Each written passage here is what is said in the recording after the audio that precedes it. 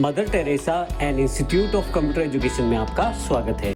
से पहले हम फंक्शन की जानकारी लेना चाहते हैं। फंक्शन जो एक्सेल का सबसे अभिन्न अंग है, उसकी जानकारी कुछ इस प्रकार है। फंक्शन का अर्थ है कोई स्पेसिफिक काम करना। तो हमारे पास काफी सारे फंक्शन अवेलेबल हैं एक्सेल में। किसी भी फंक्शन का एक पर्टिकुलर नाम है और उस नाम के अनुरूप वो कार्य कर रहा है। जैसे उदाहरण के तौर पे मेरे पास फंक्शन है सम फंक्शन जो कि जमा करता है, ये जमा करेगा अपने ब्रैकेट्स में दिए गई वैल्यूज को। इन वैल्यूज को हम आर्ग्यूमेंट्स भी कह सकते हैं। सम फंक्शन में आप जितने मर्जी आर्ग्यूमेंट्स दे सकते हैं, जो कि अलग अलग नंबर हो सकते हैं, जैसे 10, 20 और 30। इस तरह से जितने आप नंबर देंगे उन सब का ये टोटल आपको करके दिखा देगा। आप इन नंबरों की जगह सेल का एड्रेस भी दे सकते हैं, जैसे D2, C2, E2, और ये उनका टोटल भी करके दिखाएगा। कुछ फंक्शंस में जो आर्गुमेंट्स होते हैं वो पहले से निर्धारित होते हैं और आपको उन्हीं के अनुसार वैल्यू देनी होती है। इसका अर्थ ये हुआ कि जितने उसमें आर्गुमेंट है उतनी आपको वैल्यूज देनी पड़ेंगी। इसी तरह से कुछ फंक्शन ऐसे होते हैं जिनपे मान लीजिए 5 आर्गुमेंट है, तो अगर आप 3 दे दें मिनिमम, जो उसके 3 में बेसिक रिक्वायरमेंट है, और बाकी 2 नहीं देते तो भी वो आउटपुट देगा। तो इस तरह से फंक्शन जो है वो अलग अलग प्रकार के हैं और उनके आर्गुमेंट के आधार पे आप उनका जो आउटपुट ले सकते हैं। नेक्स्ट टैब जो हमारे पास उपलब्ध है वो है फार्मूलाज के रूप में, जो एक्सेल की सबसे इंपॉर्टेंट टैब के रूप में है।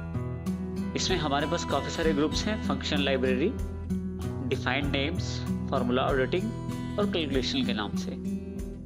क्योंकि फार्मूलेशन का सारा काम एक्सेल के द्वारा किया जाता है, तो एक्सेल की इस बार की इंपॉर्टेंस ज़्यादा बढ़ जाती है। देखिए, हम लोग सबसे पहले जानकारी लेंगे फार्मूला किस प्रकार से लगाया जा सकता है। किसी भी बेसिक फार्मूला को लगाने के आपके पास 2 तरीके हैं। एक जो बिल्ट इन तरीका है, पहले से बने बनाए फार्मूला लगा सकते हैं, और दूसरा आप फार्मूला खुद टाइप कर सकते हैं। सबसे पहले हम देखते हैं इसमें जो इंसर्ट फंक्शन के द्वारा बिल्ट इन तरीका है।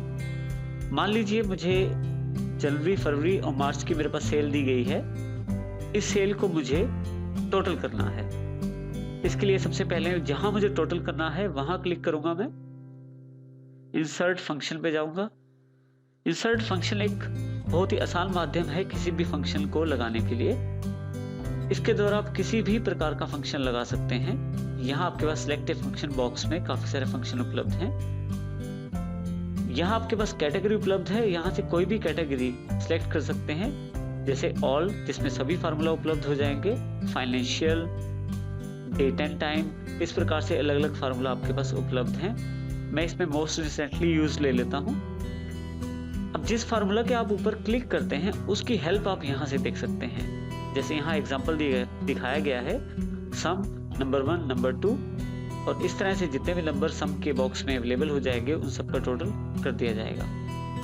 मैं यहाँ पे से जैसे ही ओके करता हूँ, देखिए मेरे पास एक और बॉक्स उभर के आता है। इसमें जहाँ नंबर 1 है वहाँ इसने रेंज सिलेक्ट की है।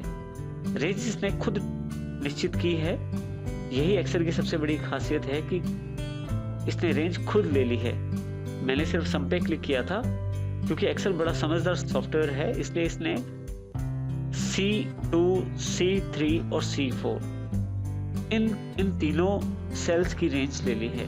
और रेंज दिखाने के लिए डबल कॉलन का प्रयोग किया जाता है एक्सेल में। इस प्रकार से देखिए, अगर आप ध्यान दें तो यहाँ जो सेल जहाँ मैंने सबसे पहले शुरू में क्लिक किया था टोटल के लिए, वहाँ पे एक फार्मूला उभर के आ गया है। जैसे ही मैं ओके करता हूँ वहाँ पे रिजल्ट अवेलेबल हो जाता है, जो कि रिजल्ट 60 है। इस प्रकार से आप इंसर्ट फंक्शन का प्रयोग कर सकते हैं किसी भी फंक्शन को इंसर्ट करने के लिए। यहाँ से हम दूसरा तरीका देखते हैं किसी भी फंक्शन को लगाने के लिए। सबसे पहले इसको मैं पुराने जो रिजल्ट है उसको डिलीट कर देता हूँ, डिलीट का बटन प्रेस करके। देखिए, अगर आप मैन्युअली कोई भी फार्मूला लगाना चाहते हैं तो इक्वल से शुरू होगा। सबसे पहले आप इक्वल का निशान लगाएं। इसके पश्चात जो भी फार्मूला आप लगाना चाहते हैं उसको लिखें। जैसे मैं सम लगाना चाहता हूँ, SVM टाइप कर देता हूँ। एक्सेल आपको खुद एक रेफरेंस प्रोवाइड कर देता है जिसमें हेल्प मिल जाती है आपको कि किस प्रकार और कौन सा फंक्शन में किस प्रकार के आर्गुमेंट रहेंगे और कौन सा फंक्शन किस प्रकार से आपको रिजल्ट देगा। ब्रैकेट ओपन करता हूं तो देखिए मेरे पास यहाँ नीचे हेल्प अवेलेबल हो गई है, नंबर 1, नंबर 2, नंबर 3, इस तरह से जितने भी नंबर मैं ऐड करूंगा उन सब का टोटल आपके पास अवेलेबल हो जाएगा। सबसे पहले मैं यहाँ नंबर लिखने के बजाय 10 पे क्लिक कर देता हूँ। देखिए इसने खुद एड्रेस उठा लिया C2, मैं C2 खुद भी टाइप कर सकता हूँ, कॉमा नेक्स्ट एड्रेस मेरे पास है C3, अब की बार मैं इसे टाइप कर देता हूँ, कॉमा नेक्स्ट एड्रेस है C4, उसको मैं क्लिक कर देता हूँ और शिफ्ट दबा के ब्रैकेट का सिंबल दबा देता हूँ जो कि 0 के ऊपर उपलब्ध है आपके कीबोर्ड पे। जैसे ही आप एंटर करते हैं आपका रिजल्ट आपके पास अवेलेबल हो जाता है। यदि आप यहाँ फार्मूला बार में देखें तो आपके पास वही फार्मूला आपके पास दोहराया गया है, उस टोटल को बताया गया है। इसके अलावा आप रेंज भी बता सकते हैं किसी भी फार्मूला को लगाने के लिए, जिसमें मैंने अलग अलग सेल्स का प्रयोग किया है। अगर आपके पास सेल्स की संख्या ज्यादा है तो आप रेंज का प्रयोग भी कर सकते हैं। इसके लिए हम एक उदाहरण और समझ लेते हैं।